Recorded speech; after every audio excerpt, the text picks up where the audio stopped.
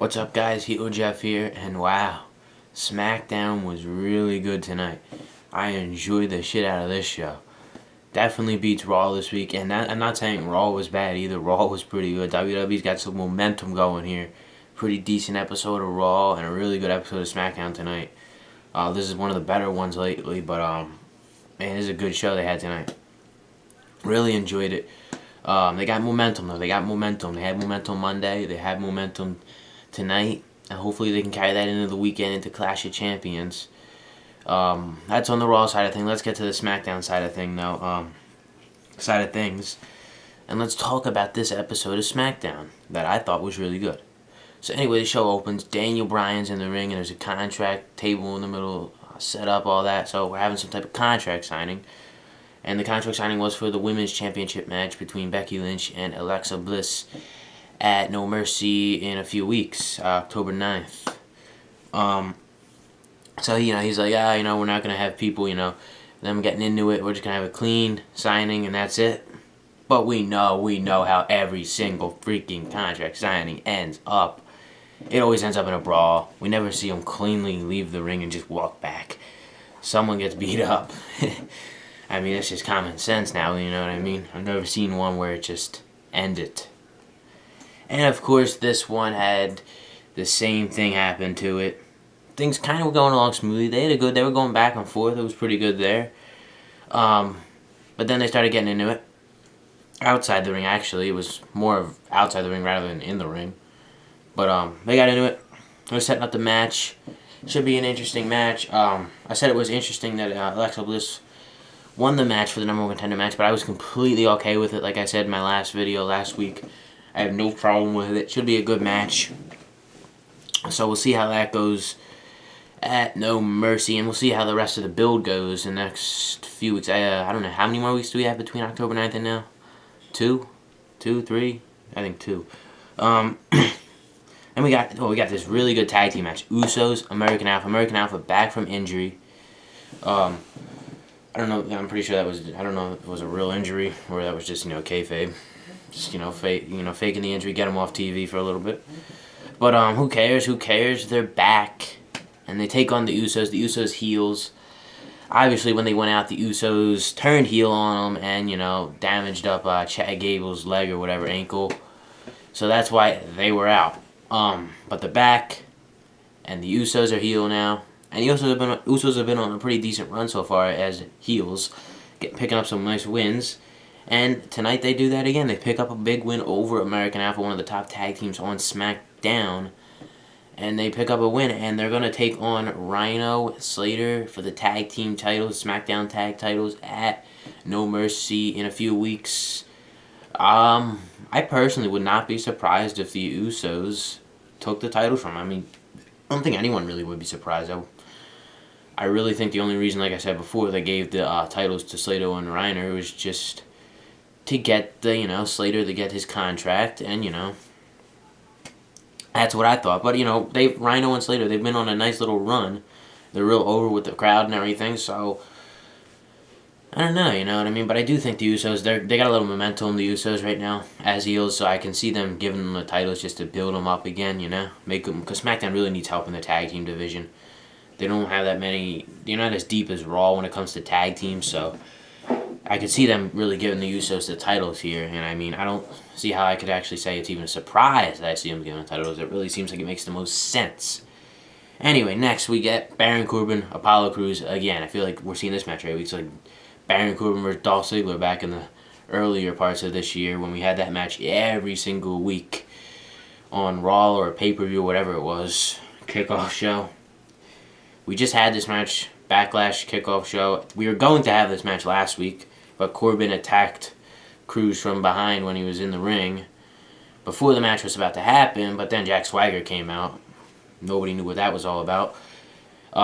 So anyway, he's at ringside. He's on commentary for the match. They have the match. Corbin wins. So then, Swagger and Corbin have a face down. It looks like face stare, whatever the hell it's called. Who cares? They look at each other. Corbin points at him.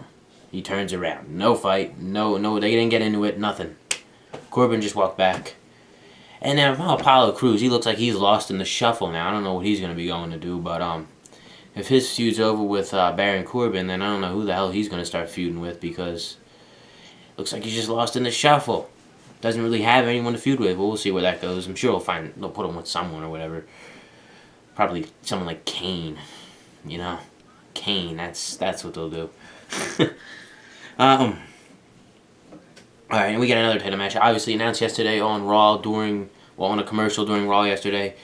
We are going to get John Cena, Dean Ambrose tonight, and we're also going to get a tag team, Intercontinental title match between The Miz and Dolph Ziggler. This match was really good. Really, really, really good match. Class match here. This is going to be one of those. This is what made this show so good. This match was a real big part of it. Right in the middle of the show, The Miz wins the match. I wasn't a big fan of the ending, but, I mean, it's just The Miz. He's playing his heel character. He's so damn good at playing the heel. He won the match. He's still the Intercontinental Champion. I actually thought for a second there Dolph Ziggler might take the title. I didn't see them taking the title off The Miz because he's on such a good run right now, but it looked for a second there they might actually give Ziggler the title, but didn't happen. Maurice was going to go spray whatever that was. She sprayed the backlash into Dolph Ziggler's face again. But then the referee turns around. Nope. Tosses Maurice. She out of there. And then it's just them two. And then that's where I thought Ziggler might have had it there. That's when I thought maybe he was actually going to win the match. But nope, they kept the match kind of going. Then Miz tried to run away with the title. Dolph Ziggler says no to that. Get back in the ring. And then when they're outside the ring, they get back in the ring. And then Miz must have picked up the spray stuff or whatever the hell it was. And then when the referee wasn't looking, sprayed it in Ziggler's eyes and then won the match. I don't know. I mean, it was a good match. Like I said, not a big fan of the finish, but I understand, he's a heel. You want him to get heat and all, but good match. I thought it was the match of the show. But yeah, that's that. I'm guessing we're going to see another match. They're going to say, it wasn't a fair victory. We're going to see Ziggler versus Miz again. No mercy. Intercontinental title, where I think the Miz will win again. Alright, we get a pointless match here. Randy Orton, Erick Rowan. Randy Orton, Erick Rowan, I feel like we've had this match. Didn't we have this match a few weeks ago? Why Erick Rowan? Out of all people, Erick Rowan. This is one of those matches where poor Randy Orton getting wasted here. Wasted. He's obviously going to feud with Bray Wyatt, and like I said before, why the hell is Erick Rowan back with Bray Wyatt? I thought they broke up or whatever, and are not part of the Wyatt family's done. People were saying possibly Luke Harper could return. He was reportedly cleared for to get back in the ring. So that didn't happen. But yeah, Orton just mopped the floor with him and won the match. And then Bray Wyatt cut a promo on the back in his, the room with all the smoke and the lantern and all that. Typical Bray Wyatt promo. Nobody has any idea what the hell he's saying. It's just, a typical Bray Wyatt promo. So obviously, I don't know if they've announced it, but no mercy, they're going to go up against each other. What do we get next? Women's tag, Naomi and Nikki take on Carmella and Natalya. Match starts, doesn't start. I don't know what to say. They rung the bell, but then they started getting into it outside the ring, and then the referee just called the match. I didn't know. There was no 10 count or anything. He just, said ring the bell. I don't know. And then they just all started going at it. That's that. Nothing really, importance there. I mean, I guess I could see a feud between Naomi and Natalya, Carmella and Nikki, obviously. We've noticed that over the past few weeks, few months. No, not few months, about last month. But, that looks like that's what that's going to lead to. I don't know if we're going to have all three of those matches at No Mercy. Probably two. We've already got the one women's match for the title, and then I'm guessing maybe Nikki versus Carmella would make the most sense. Anyway, let's get to the main event. The main event, like I said before, announced during commercial on Raw yesterday. Dean Ambrose, John Cena. Dean Ambrose picks up the win here. Big win for Ambrose, knocking off John Cena. Obviously, getting a little momentum building up to their match, the triple threat match with AJ Styles for the WWE World Championship at No Mercy. Ambrose picks up the win. Good match. But of course, AJ Styles makes his appearance. Comes through the crowd, he attacks John Cena as John Cena's sitting on the ramp on his after the match. Attacks Cena, and then he goes in the ring and tries to attack Ambrose. And then Daniel Bryan comes out. He comes out. He says Dean Ambrose does deserve his, his one-on-one rematch for the WWE World Championship. You know, he still has his rematch calls from SummerSlam when he lost to AJ. Not SummerSlam. Still thinking of SummerSlam. Backlash when he lost to AJ Styles. So Daniel Bryan says next week we're gonna have a WWE World Title match on SmackDown. Making it look good next week too already. We're going to get Ambrose Styles one-on-one for the WWE World Championship next week on SmackDown. I mean, Styles is going to win, obviously, but still, it's a title match on SmackDown for the WWE World Championship. That's exciting. I don't see John Cena interfering in this match because it's not John Cena. He doesn't do them kind of things.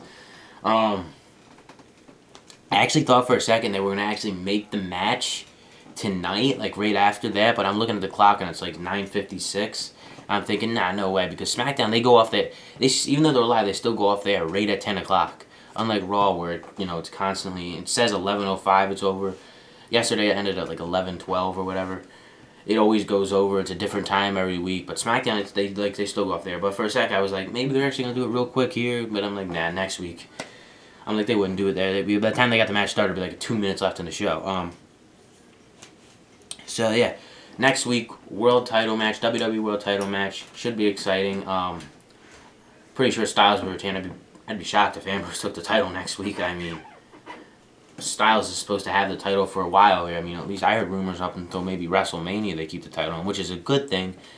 It proves him, it makes him even bigger than what he already is. He's already one of the top guys, if not one of the top guy right now in WWE. Keep the title on him. Just like I said with The Miz, keep the title on him. You just got to make him look better, and then it just builds him up for a big match. And that's what WWE's got to do here. So, that's it for SmackDown. I gave it an 8.5. I almost want to give it a 9 out of 10. It was that good of an episode.